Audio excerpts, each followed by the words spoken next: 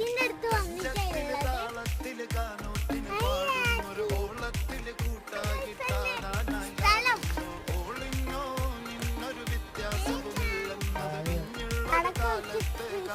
നട്ടിട്ടുണ്ട്.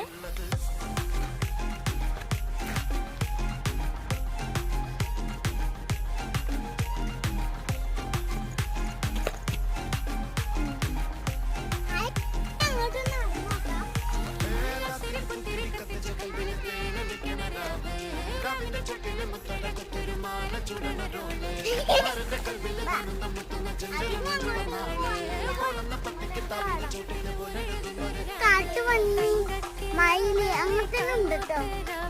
അതാണ് എന്റെ അനിയത്തി.